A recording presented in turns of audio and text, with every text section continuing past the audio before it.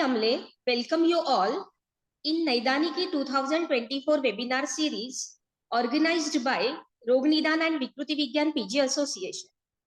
We are very proud that our webinar series is approved by MCIM Mumbai. In today's webinar, we are exploring the knowledge regarding diagnostic interpretation of GI endoscopies. We all know that endoscopy is performed in gastrointestinal tract to diagnose and treat the unexplained symptoms, and also in the diseases like gastroesophageal reflux disease, esophageal stricture, celiac disease, irritable bowel syndrome, ulcers, tumors, etc. These all diseases are explained in our PG syllabus under the heading of diseases of Annavas Rothus. And as we are the PGs of Rog Nidan, we must know how to diagnose these all diseases by endoscopy. Hence, we requested our esteemed guest, Dr. Prateek Padole sir, to guide us regarding diagnostic interpretation of GI endoscopies.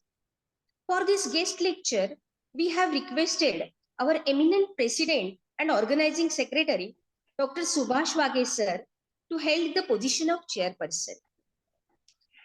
Before this guest lecture, we have to overview our RBPGA organization, its purpose, vision, mission. So, to share about what we do and how we impact, I would like to call upon Dr. Ritu Pednikar ma'am, Assistant Professor, LKR Ayurved College, Gadinglas, to introduce our RBPGA organization. Towards you, ma'am.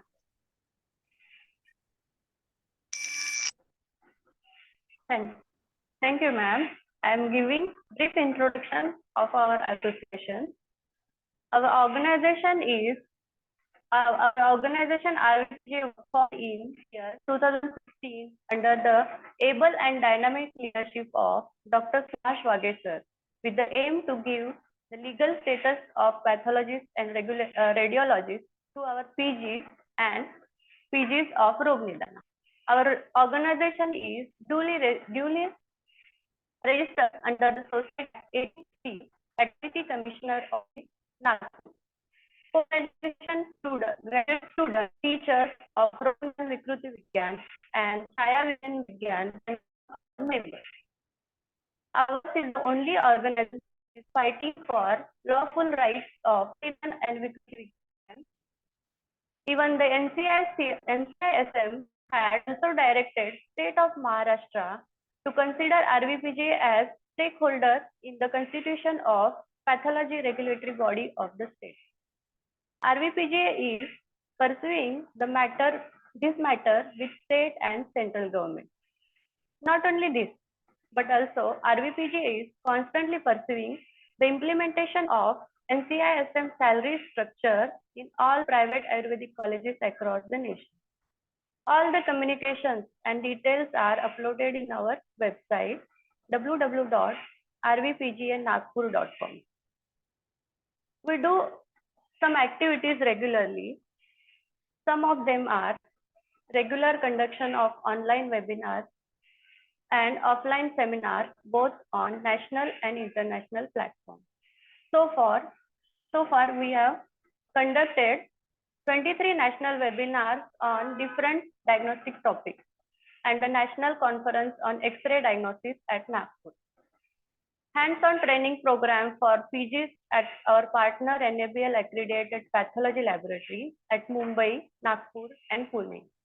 We have planned a microbiological hands-on program for our PGs on 9th March 2024 at Nagpur.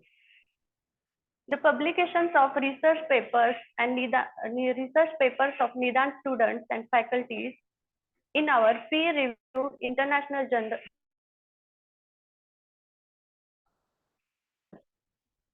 Interested people can visit journal site www.ijdrindia.com. Our journal is enlisted in 8 databases. 2 issues have been published. Edited book volume series through our international publication RIPI, which is registered in Government of India's ISBN portal. Those who want to contribute book chapter can visit RIPI website www.rvpgaiip.com. We have published all India Rognidan PG thesis books consisting of all the Rognidan PG titles from 1985 to 2000 CC for the easy reference of our PGs and faculties. We are giving legal fight for the issues of Rognidan Vikruti Vigyan PGs at appropriate forum. Also, we have our YouTube channel and Facebook page where you can see our educational activities past and live.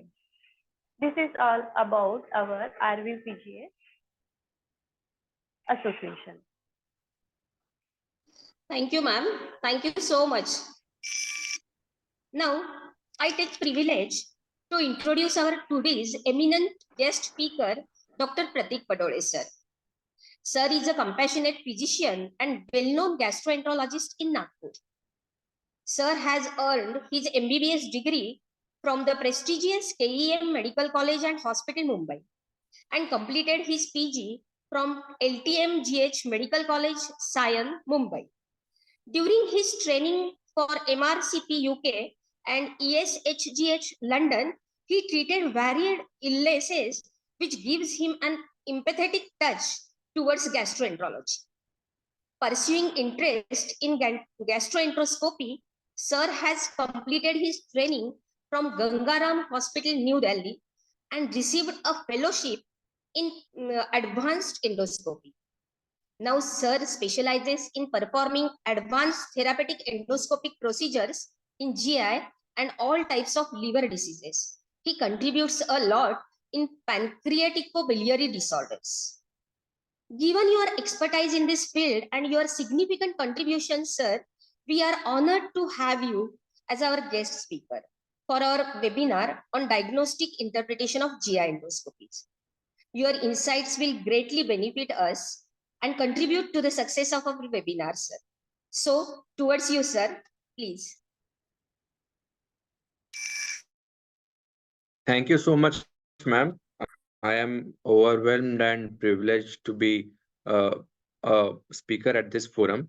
I was just listening to all the contributions and the organizational network and workup you have done for this organization and to the levels which it has reached. And I really appreciate all your efforts in secularizing this healthcare service industry. And I strongly support the thought and the process of an academic discussion. And this forum gives me a valuable platform. I am very thankful to RVPG, and also a special thanks to a very fond senior, Dr. Subhash Wage sir. So thank you. On this basis, we start for today's topic with all your permission, ma'am. And sir, can we start the topic? Yes, sir. Thank you, sir. Thank you for your kind words, sir. Yes, thank you, ma'am. And thank you for inviting me once again. Today, in the interest of all the PG students of Rognidan and all the colleagues which have joined into the webinar, I thank you all for joining in. And I'll take around half an hour of your time, and would like you to throw some light on what we do day in and day out as diagnostic procedures. We call them endoscopies. So this talk would highlight upon what can be done as diagnostic endoscopies and what is the scope of diagnostic endoscopies. Also, we will go through the pathologies generally seen on diagnostic endoscopies which we do. So welcome all to this webinar. I am Dr. Prateek Padole. I am a consultant gastroenterologist and practicing in Nagpur. Today's topic is endoscopy, a diagnostic marvel.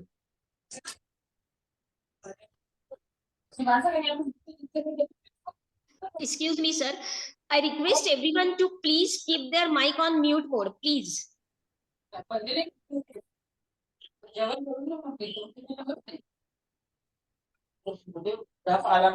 Everyone mute your mic, please. म्हणजे मैत्रीचं नाही खायचं म्हणून का बरं मैत्रीचं खाल्ल्याने काय होतं काय केलं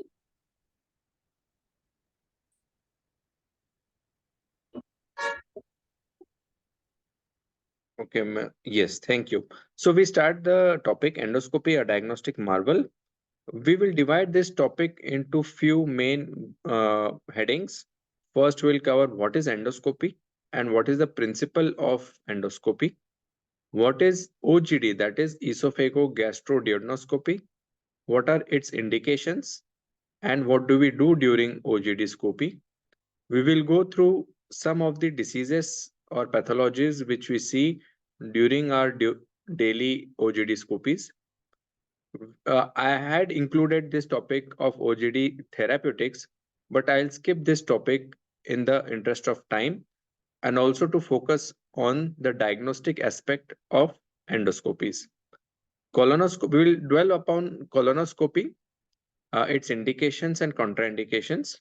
What is a normal colonoscopy? What is the principle while doing a colonoscopy? And we'll then go through what are the different pathologies which we see during colonoscopies. During the last part of the talk, we will touch upon other types of endoscopies, which are capsule endoscopy, ERCP, that is endoscopic retrograde cholangiopancreaticography, and EUS, that is endoscopic ultrasound. All these modalities are generally used as diagnostic procedures in the armamentarium of a gastroenterology setup. In a gastroenterology setup, when the patient comes with all these abdominal symptoms, as sir must be knowing, we first take a deep history into what the symptoms could be arising from. After a deep history, we then examine the patient to see if any clinical sign can be sought. After correlating the history and the clinical examination, we advise relevant investigations. It is to be noted here that not all the investigations need to be done in all the patients, but there are certain set of relevant investigations which will help us in the diagnosis of the disease, and then accordingly we'll start the treatment. So in this armamentarium, we have endoscopies at our perusal. What is an endoscopy? An endoscopy is a diagnostic procedure which we do to look into the inside lining of the lumen. This is a simple definition of endoscopy. Endo means inside. Scopy means to look. It literally means to look inside. And what we as gastroenterologists do are those copies wherein we look into the lumen of the GI tract. Now, what is the GI tract? As we all know, it starts from the oral cavity and goes all through to the esophagus, your stomach, your duodenum, and other parts of small intestine, finally into the large intestine, and exit from the anal canal. All this constitutes the gastrointestinal tract. The other organs of our importance are the liver, the gallbladder, and the pancreas, where when these are placed near the GI tract and play an important role in the physiology and the pathology of GI diseases. So endoscopy can be used by a gastroenterologist to look into the parts of the lumen, the inside lining or mucosa of the lumen. On the screen, you see a pictorial representation of two very common scopy procedures performed. The OGD scopy, that is the esophagogastroduodenoscopy, and the colonoscopy. So a scope is a thin, slender, flexible instrument which is attached to a processor and has a light emitting source and a processor which processes the visual images. Here we see when we do a OGD scopy, the tube is inserted from the mouth. It goes via your upper esophageal sphincter into the esophagus. Then it slides down into the stomach we see the whole of stomach, we cross the pylorus, we see the first part of the duodenum and up till the second or the third part of the duodenum. And that is why it is called a OGD scopy, esophago-gastro-duodenoscopy. This constitutes of around 50 to 60 centimeter of our upper GI tract, and many diseases of this area can be easily diagnosed by the direct visualization of the inside of the lumen, the mucosa, and the lumen itself. The other right half of the picture shows the extent and the scope of a colonoscopy. We have natural orifices in the form of mouth and the anus. We can use these orifices to introduce our endoscopes and go inside the lumen. So as we went from the mouth into the esophagus, similarly, we can go inside your lumen from the anal canal into your rectum and the large intestine.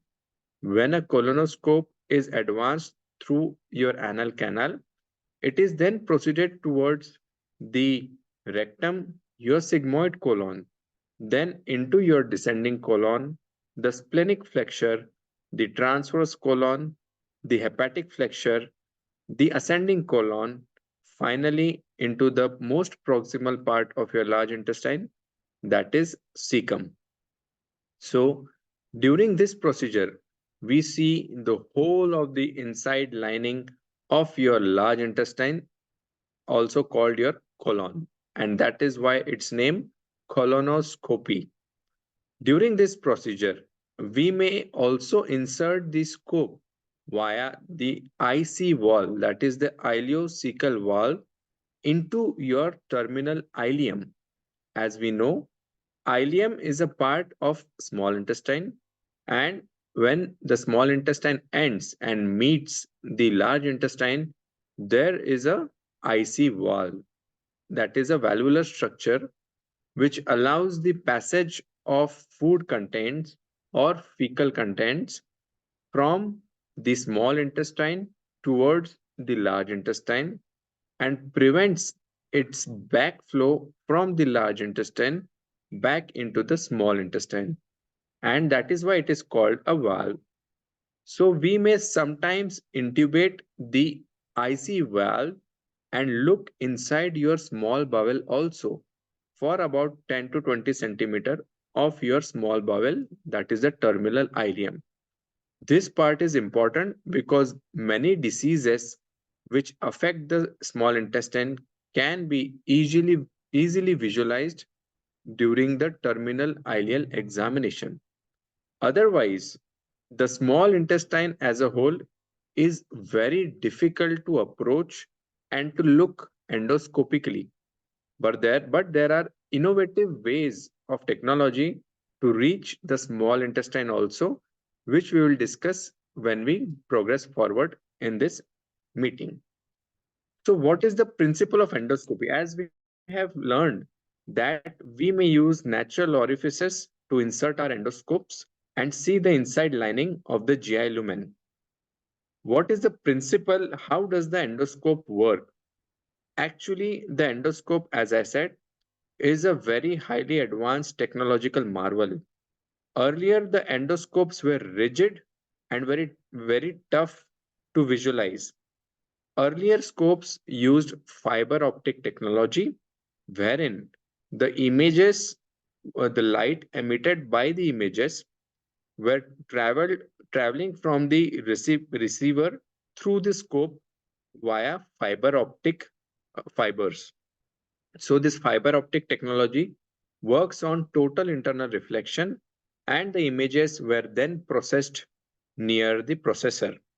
To visualize these images, we had to poke into a eye vessel, and there were no big screens before.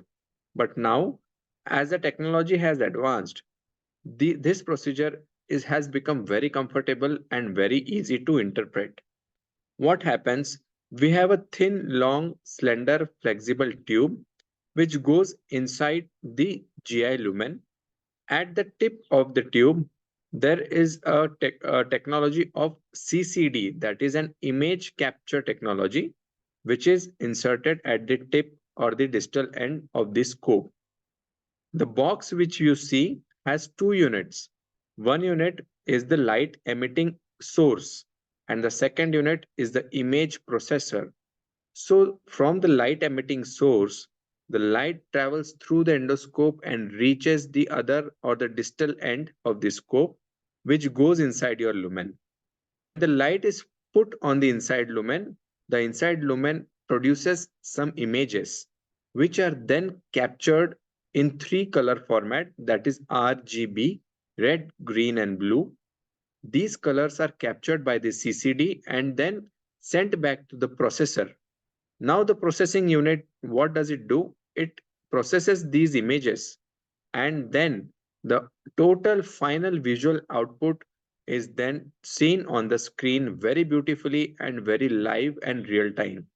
So as we advance our scope inside, these are live real time images which have been processed and then shown to us via the screen. And that is why I call it as a marvel, because it is a very easy, very comfortable, and very fruitful examination in certain cases. We will talk upon gastroscopy or OGD-scopy, that is esophagogastroduodenoscopy.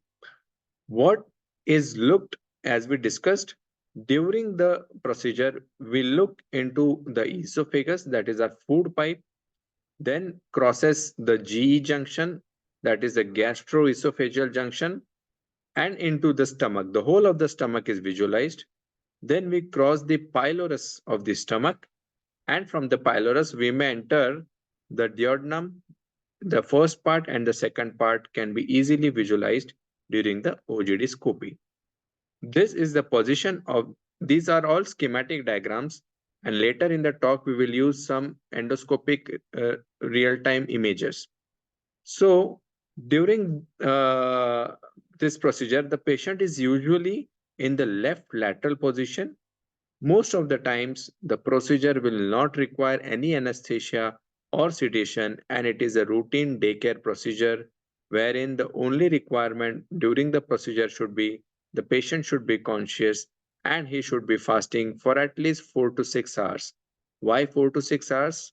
Because this is the time required by your chewed food, which is inside your stomach, to be mobilized into the duodenum and the small intestine.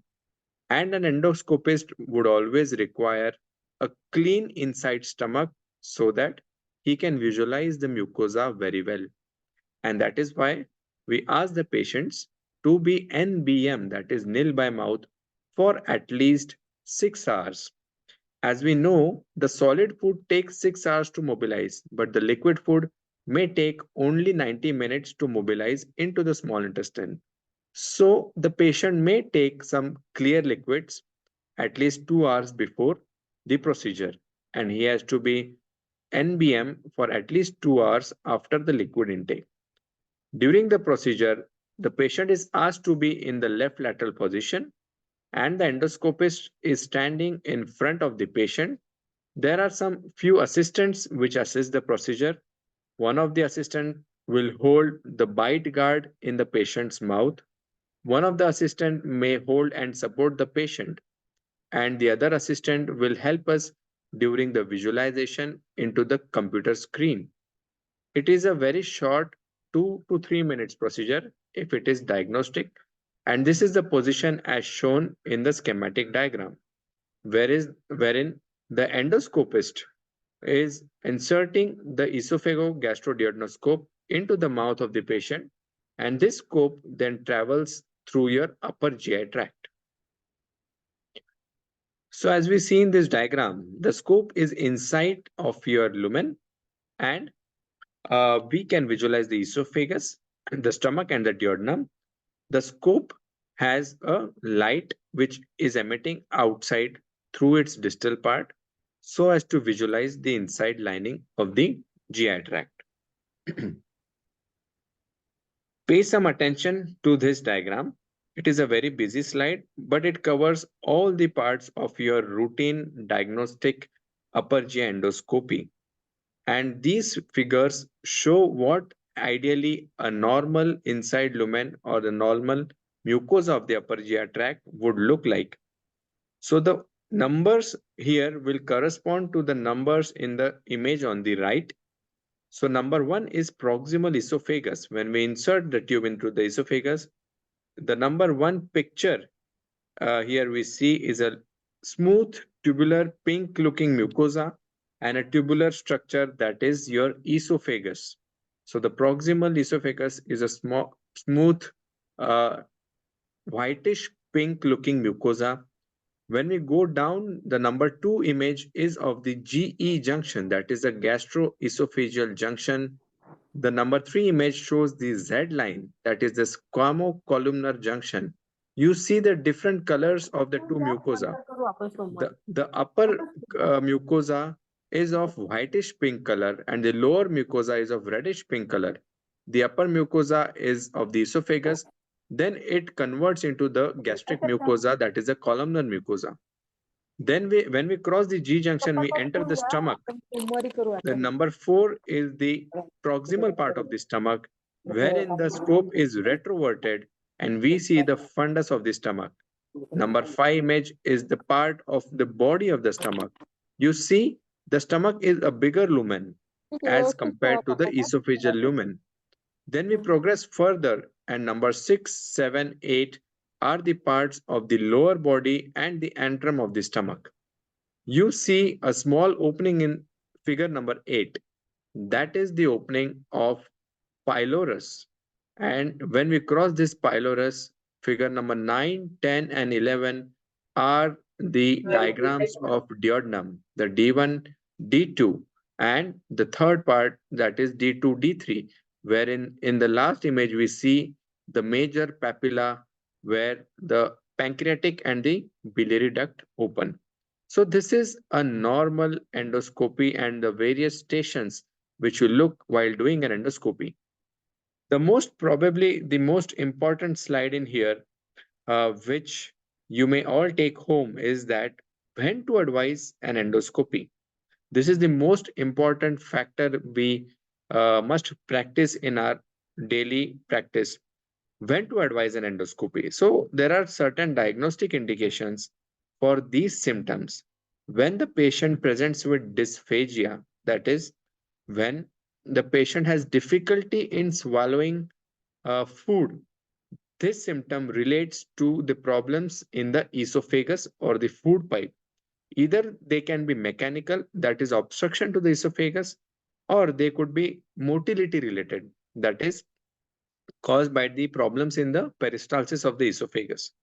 Similarly, odynophagia is a symptom of upper GI tract. Pain during eating food is called odynophagia, and certain diseases are responsible for it. And for this, we have to do an OGD-scopy. If there is a chronic reflux disease without any improvement through medicines, reflux has classical symptoms of heartburn and acid regurgitation. Heartburn is the burning sensation which you experience in your retrosternum or the central part of your chest. Acid regurgitation is the feeling of acid running down from your stomach into your throat via your esophagus. If these symptoms are not controlled by medications, we may look upon into the endoscopy, wherein we may find certain pathologies like reflex esophagitis or an hiatus hernia. If there is vomiting and hemorrhage, that is blood in your vomitus, which we call hematemesis, it is an indication of an urgent endoscopy to look what is the source of the blood which is coming into your vomitus. If there is chronic abdominal pain and other etiologies have been ruled out, it could be due to a cancerous lesion or an ulcer seen in your upper GI tract, and that is when an endoscopy is required. In case of anorexia, weight loss and impaired growth, where we suspect there is a chronic blood loss or problems of malabsorption, wherein a duodenal biopsy is required, an endoscopy needs to be done. In cases of anemia and chronic malabsorption, as I had told, anemia due to problems in the absorption or problems of chronic GI blood loss. So both these things can be diagnosed via an upper GI endoscopy. So these are the routine indications when to advise a endoscopy. Now we'll go forward with some of the images. Before that, I'll take a minute break.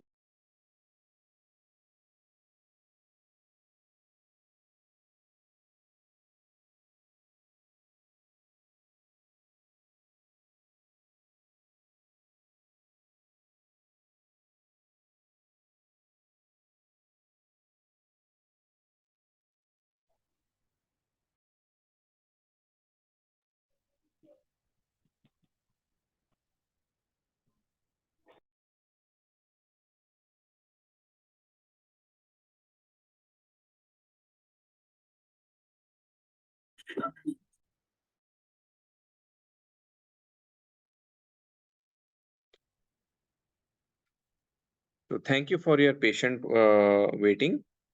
Now we'll go forward with certain images wherein we show a routine pathologies which we encounter during our endoscopy. In this image, we see that it is a round tubular structure, round tubular lumen, and that is why it's an esophagus. In the esophagus, we see some abnormalities. That is, there is a growth seen in the esophagus, which is not normal. We see that it is oozing blood and it is a fungating growth. This growth is probably due to CA esophagus. So when we biopsy such growths, we see evidence of malignancy in this.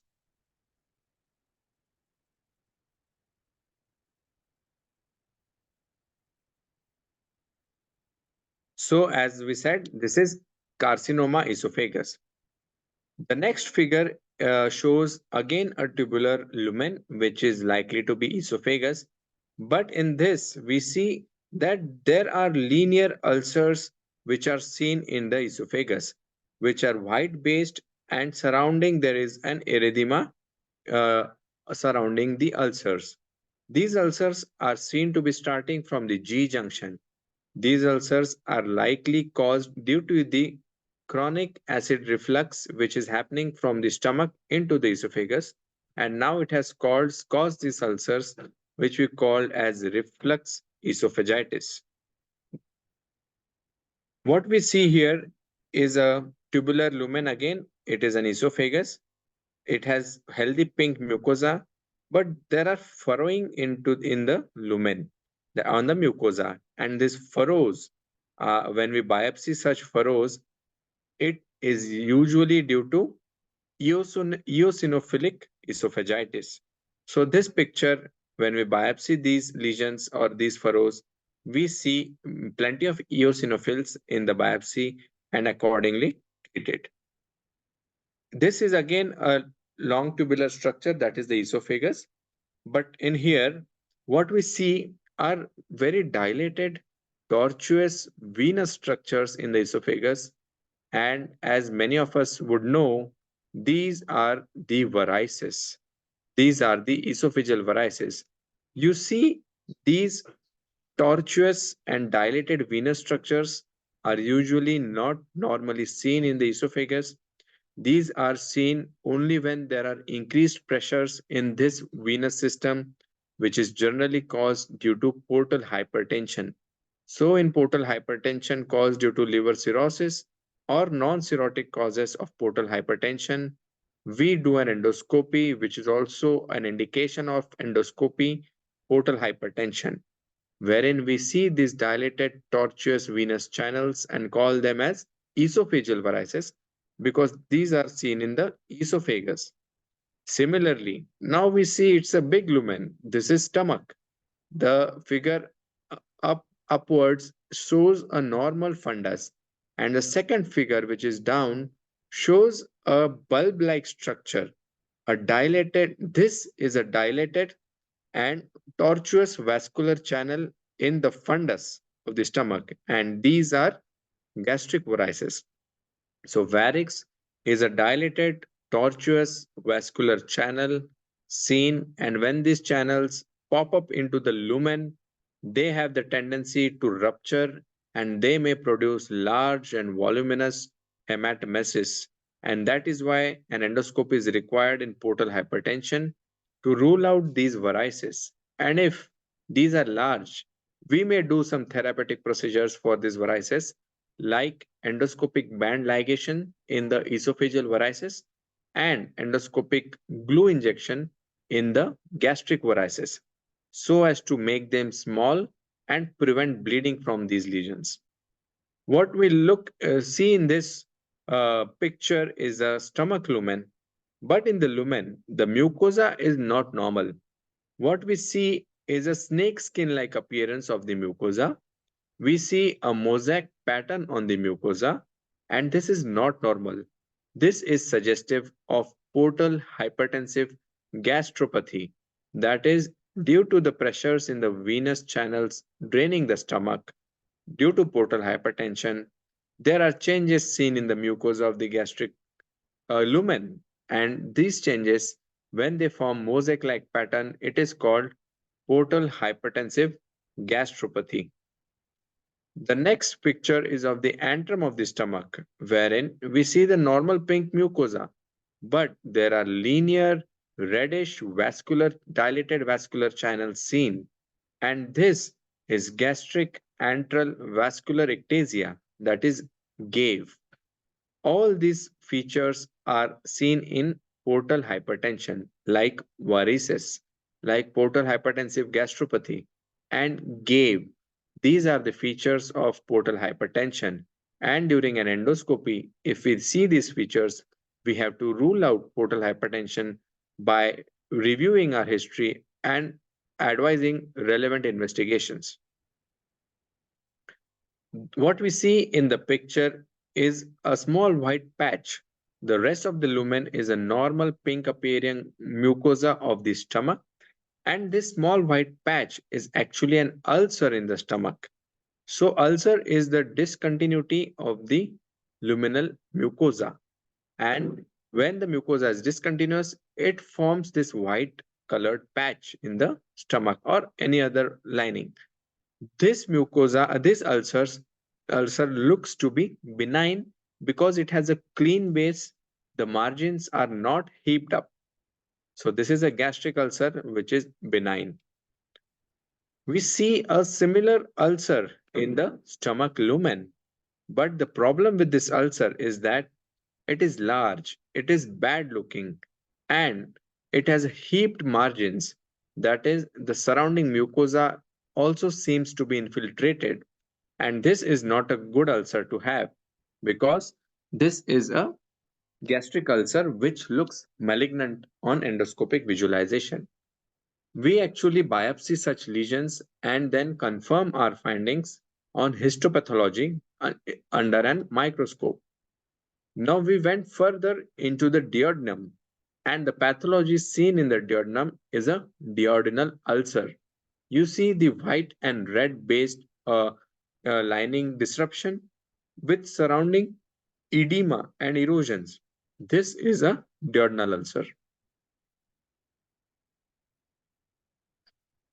So I hope I have reached all of you with the indications, the principle, and the routine lesions which we encountered during an endoscopy.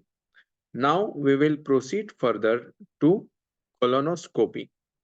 As we have discussed, what does a colonoscopy see? It is, we use the natural orifice of anal canal, move into the large intestine, and we may visualize some part of your small intestine, that is terminal ileum. And during this procedure, we can see the inside lining of your large intestine. This figure shows the normal looking colonic mucosa, and the different figures depict the different parts of the mucosa. Figure A is cecum and the ascending colon.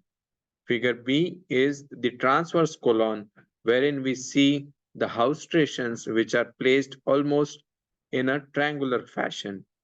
Figure C is the descending colon, wherein the haustrations have decreased and the triangular pattern has become almost circular. Figure D is the sigmoid colon, and sigmoid colon is a twisting type colon wherein there are very many turns and twists inside when we do a colonoscopy. Figure E and F are the figures of rectum, wherein we see the rectal folds, which can be clearly visualized during a colonoscopy. So when we insert our tube inside, we look at this lumen as is seen in the picture, and these are normal colonic mucosal pictures. Again, the second most important slide which you need to understand is when to advise a colonoscopy. Not every diarrhea, not every constipation may need a colonoscopy. There are certain indications, like as the slide shows, constipation and diarrhea. But if these symptoms are associated with other set of symptoms, like if the age of the patient is more than 50 or 55, the symptoms are chronic or they are increased recently, there is severe abdominal pain, there is bleeding associated with constipation or diarrhea, there is weight loss, or there is a family history of colonic carcinoma. In such patients, if they have constipation or diarrhea, or an alternating constipation and diarrhea, we may advise them a colonoscopy to look inside their colon and find the diseases.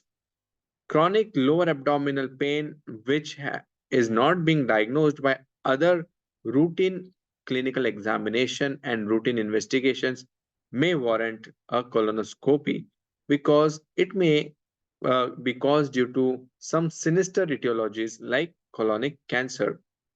Bleeding per rectum, anemia, and weight loss is a definite indication of a colonoscopy. As we know, the most common cause of bleeding per rectum is hemorrhoidal bleed, and hemorrhoidal bleed has a classic history and examination. Like the patient bleeds when he strains while passing stools, or when he has hard stools, and the bleed is a fresh red colored bleed which is lined on your stools and not mixed with your stools. It may come before passing your stools or after passing your stools. And if this is a classical picture and no other disease is suspected by a gastroenterologist, he may not advise a colonoscopy if he is sure that it is a hemorrhoidal bleed. But the point to be noted here is that not every bleeding per rectum is hemorrhoids. This is a very important point because many diseases like colonic cancer, like ulcerative colitis, like ischemic colitis, like colonic ulcers are missed because they were misdiagnosed as only hemorrhoids.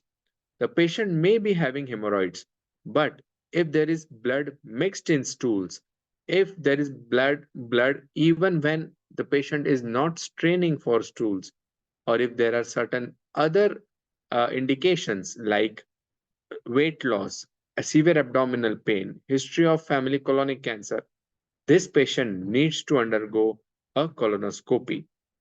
The other indications are post polypectomy surveillance, that is, we'll find in further slides that there are certain polyps which can be encountered during the colonoscopy. And these polyps, when removed, after their removal, the colon has to be put into surveillance to look if new polyps have formed. Similarly, post colorectal carcinoma diagnosis and after the operation, a colonoscopy is required. Other very common indications are that when we see a pathological thickening of the colonic wall, which is usually detected by other diagnostic or imaging procedures like ultrasonography and CCT of the abdomen. If these imaging procedures show that there is some thickening noted in the colonic wall or some mass-like lesion is seen, definitely go forward with a colonoscopy to visualize the inside of the lining of the colon so that you have a visual diagnosis, and also you may take biopsies during your procedure and confirm it with your pathology colleagues. Very important slide if we know the indications of a colonoscopy, we also should know the contraindications and some of the risk and complication which may be associated during a colonoscopy. Contraindications of colonoscopy is if you are suspecting a perforated intestine, I should tell you that no endoscopic procedure can be done in this status. First, rule out perforation if you're clinically suspecting perforation, and you may do an X-ray abdomen erect, you may go forward with the CT abdomen. And once you have ruled out perforation, you may then do an endoscopy. Why? Because during an endoscopy, we use air or CO2 insufflation to distend the lumen of the GI tract. And if there is a leak in the GI tract, this air and CO2 may then percolate into your abdominal cavity and could be catastrophic if the colon is not prepared. If the patient has acute diverticulitis, if he has severe abdominal pain, if he has bleeding per rectum, fever, and the cross-sectional imaging like CT scan has shown that he has acute severe diverticulitis, you may refrain from doing a colonoscopy in the acute setting. Let the patient settle and then do a colonoscopy. Similarly, if we are suspecting deep ulcerations like in severe acute ulcerative colitis or severe ischemic necrosis, fulminant colitis, you may hold the colonoscopy for that time being, treat the patient, stabilize the patient, and then you may anytime go forward with the colonoscopy. If there are other major systemic illnesses like cardiorespiratory decompensation, you may avoid colonoscopy because colonoscopy requires a preparation before the procedure. I forgot to tell you the preparation during colonoscopy. For a colonoscopy to be performed, the whole of the lumen of the GI tract has to be clean and without any food or fecal material. For that, we advise a colonoscopy preparation for the patient, wherein the patient drinks that solution and after a few hours, his colon or bowel gets cleaned when he passes around 10 to 12 stools after consumption of the liquid. And when the stools are very clear, we suspect that the inside lining will be clearly seen during the procedure. And there should not be any fecal material which is obstructing the vision during a colonoscopy. So the colonoscopy preparation is a very important part of the procedure. Although the procedure is very risk-free, there could be some complications and risk which we should know that can happen during the procedure. There is a minor risk of perforation to the tune of around 0.1% in all the procedures done. So 1 in 1,000 procedures or 3 in 1,000 procedures can have a risk of perforation of the intestine during the procedure, risk of bleeding due to injury, risk of infection after the procedure, and however, these risk and complications are very minuscule, and the procedures are generally performed very comfortably. So as we saw in the endoscopy, we'll go forward with some images seen in the colon. As we see in this image, we have seen what a normal colonoscopy looks like. But as we see in this image, we look at some of the mucosa, which is not normal. It looks like a growth and infiltrated mucosa. In the image left downwards, we see that there is a large lumen occluding growth seen, and such growths are generally carcinoma colon, and when we biopsy such growths, we look at atypical cells in the microscopy. Similarly, these are other photographs of carcinoma colon, and this photograph ABC shows the progressive nature of the disease. So it starts with like a small a small overgrowth, that is the polypoid nature of the colon carcinoma. Then in figure B, we see that the polyp has grown in size. And in figure C, we see that the polyp has grown into a growth now and is also ulcerated. And this is generally the natural history of a CA colon. That is why when we see such polyps in the colon, we try to remove these polyps before they transform into a very sinister diagnosis, that is carcinoma colon. What we look in this picture is also very bad looking ulcer in the colon with surrounding infiltrated mucosa, which almost looks like a carcinoma, but with the history of chronic constipation, no other history suggestive of carcinoma. When we biopsy such lesions, it usually comes out to be solitary rectal ulcer syndrome. The point to be highlighted here is that not endoscopy is not the only diagnostic procedure which we use. We have to rely upon our history, our clinical examination, and then these diagnostic procedures may help us come to or narrow down our differentials. What we see in this image is that there is a normal lumen of the colon, but there are certain pocket-like structures seen in the lumen of the colon, like an outpouching of the mucosa, and these are nothing but colonic diverticulae. As we have told earlier, a polypoid lesion seen protruding into the lumen of the colon with a stalk which is attaching itself into to the wall of the colon. And this is a large polyp which is generally seen during a colonoscopy. What we do for these polyps is that via a colonoscope, we insert many accessories like a snare, an injection needle, or a knife, which we use during a colonoscopy. And colonoscopically only, we may remove these polyps outside of your colon. What we see in this picture is a colonic lumen, but the colonic lumen, the colonic mucosa does not look normal. It is all irregular, granular, friable. There are some ulcers and erosions and some blood streaks. And this is a picture of ulcerative colitis. Second picture look seen here are there is loss of normal vascular pattern, there is granular mucosa, and what white structures you see, all these are superficial ulcers which are contiguous in nature in the colon. And when we biopsy such lesions, the general diagnosis is ulcerative colitis. In this picture, we see deep ulcers in the colon which are not transverse but linear. And when we biopsy such lesions, the general diagnosis is Crohn's disease, which is another kind of inflammatory bowel disease.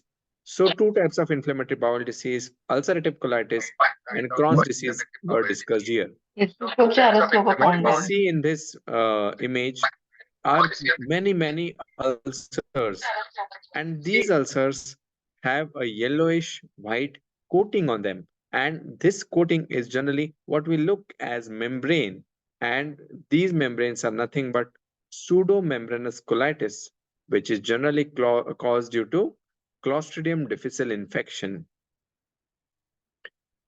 The colonoscopy shows narrowing of the lumen, there is edema of the mucosa, and there are some dilated vascular channels seen in the lumen, and this is a picture of ischemic colitis. When biopsy such lesions, we find ischemic colitis.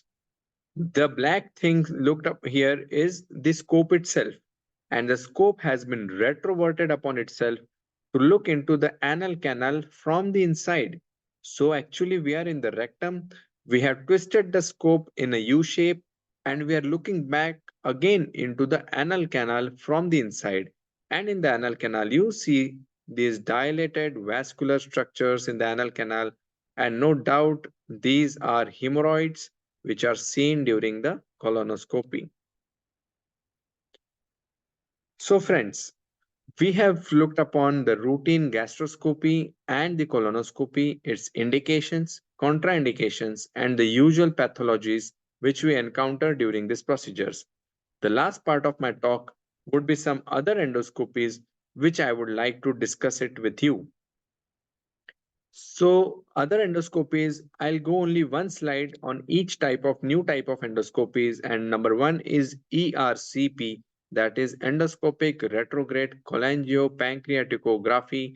I'm sorry for the spelling, it should be PHY. And it is a wonderful procedure it is actually not a diagnostic procedure, but a therapeutic procedure wherein we intervene into the biliary tract of the patient. As we saw in the first few slides, that during an endoscopy, we see the ampulla in the second part of the duodenum, and we may enter that ampulla via using a ERCP scope and some accessories and access the biliary and the pancreatic duct.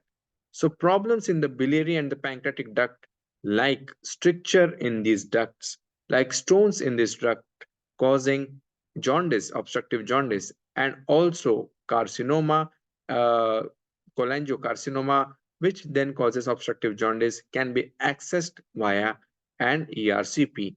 So the routine indications are obstructive jaundice for an ERCP. This is a schematic diagram showing how the scope reaches the second part of the duodenum.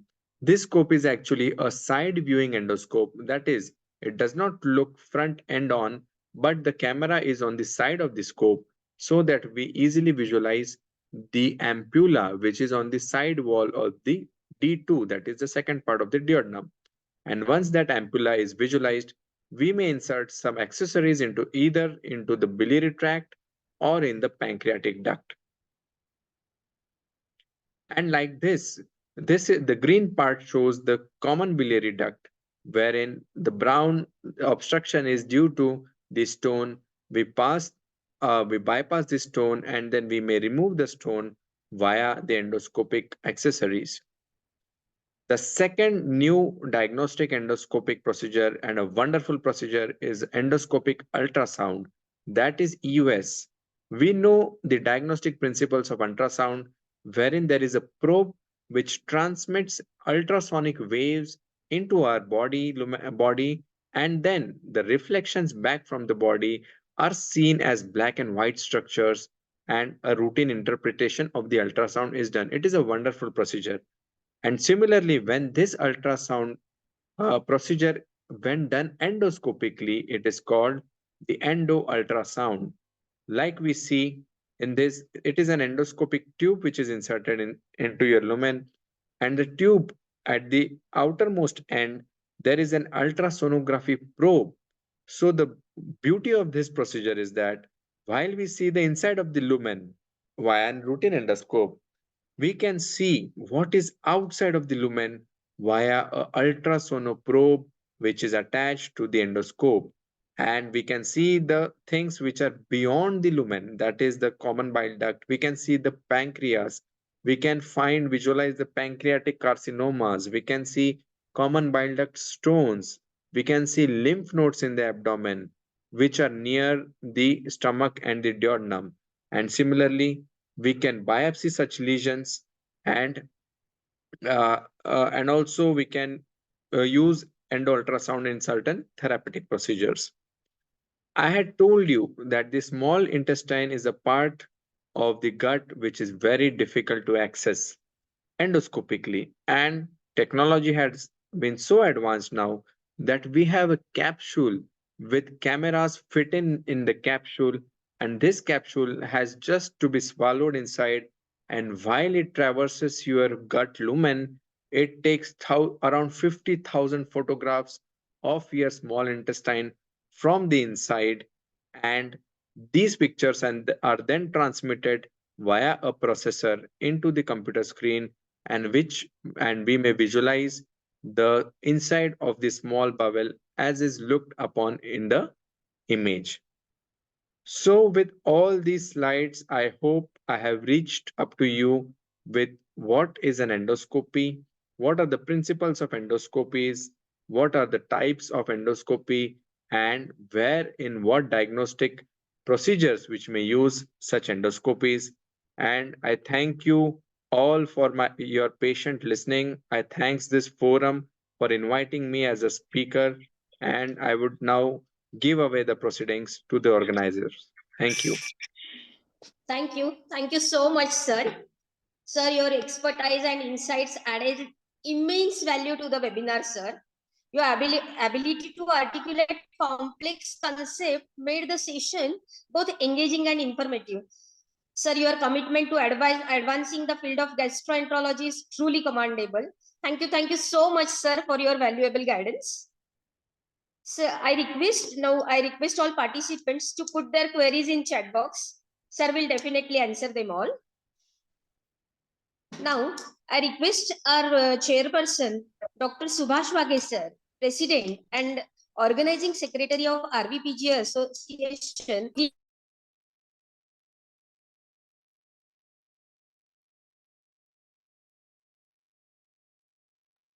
Hello, am I audible? Yes, sir. Yes, sir. It was a wonderful session, I must say. And when some 2-3 months back, I heard Dr. Prateek Padole sir in a CME held at Nagpur, and that was on some GI disorders. And when I listened to the commanding talk of the sir, then and then only I decided to sometimes invite to sir on our platform. And especially when I came to know that sir is working with my teacher, then I had a feeling like this sir is my Guru Bandhu. And I shared some of the instances and some of the good moments I spent there with our respected Guru, Dr. Dilip Dhande sir, who is the eminent gastroenterologist of the city and director of Central India Gastroenterology Hospital, Nagpur. What sir has illustrated, we used to perform these procedures every day. And whenever sir used to put the remark after performing endoscopies and something looks unpleasant, then and then we used to interpret that sir is thinking of a malignancy. And whenever we used to take biopsy of the lesion, and the report turns to be the malignant one. So such was a beauty of the diagnostic acumen of the sir. And sir is working there, and how brilliantly and how how confidently they put all the things. And I hope our PG students have learned a lot, and they are much more wiser in gastroscopic diagnosis than earlier. And a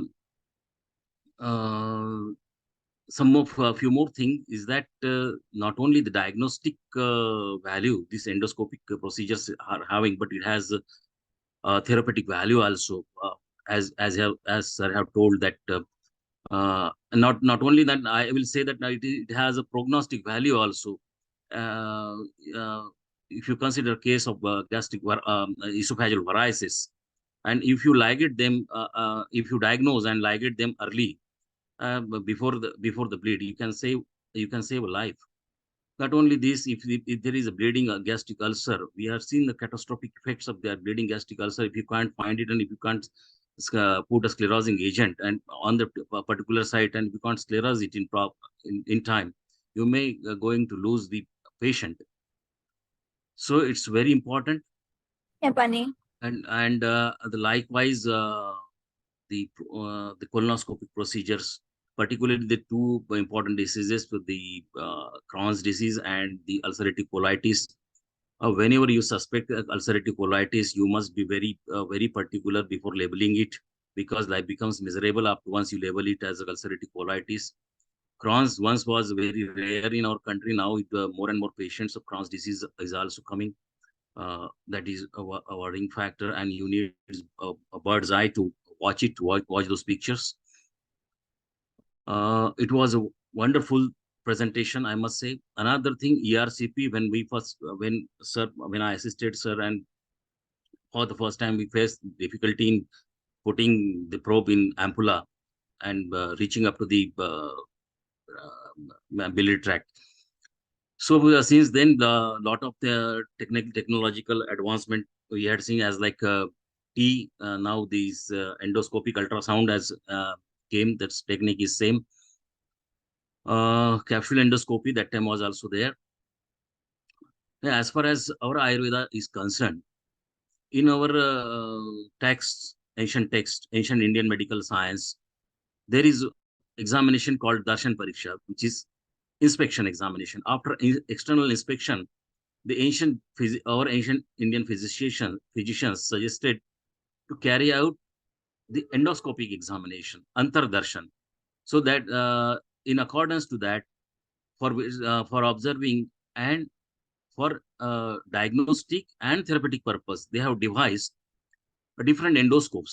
For example, nasoscope for nasal polypectomy and nasal tumor removal. Then oropharyngoscope for removing the pharyngeal foreign body and to see the oral pathologies. Then otoscope. Then the anoscope for anal pathologies. Then vaginoscope for viewing the vaginal pathologies. You see, they were the rigid endoscopes, and where there was a lot of limitations. Thereafter, a revolution took place in the field of endoscopies, and when these fiber optic flexible endoscopes were devised, it revolutionized the modern diagnostic methods, endoscopic diagnostic methods. So far, we have reached from ancient to modern. The science has traveled a lot of distance. Now, what we need to do is to, as our Acharya has given a guidelines to design an endoscoper as per the need of the disease. In accordance with that, we should adopt all these modern endoscopic technological procedures for making the diagnosis of disorders mentioned in Ayurvedic science, and the lot of gastrointestinal disorders they have mentioned in Ayurvedic science.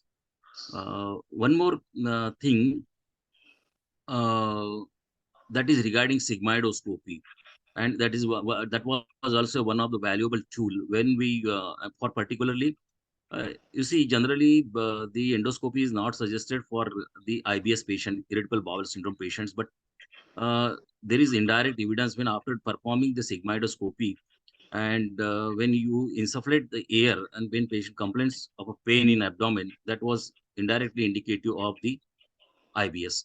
So likewise, I learned a lot of things from the sir, and it was wonderful to observe all those things once again through the respected Dr. Prateek Padole sir, who is a very young and dynamic gastroenterologist of the city, and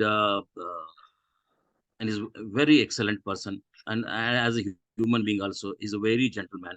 I must say, with this remark, I put an end to my words here, and I thank and I express my deepest gratitude towards my Guru Bandhu, Dr. Prateek Padole sir, for sparing his valuable, though he's very busy, for sparing his valuable time to make us wiser than earlier. Thank you. Thank you very much. Thank you so much, sir.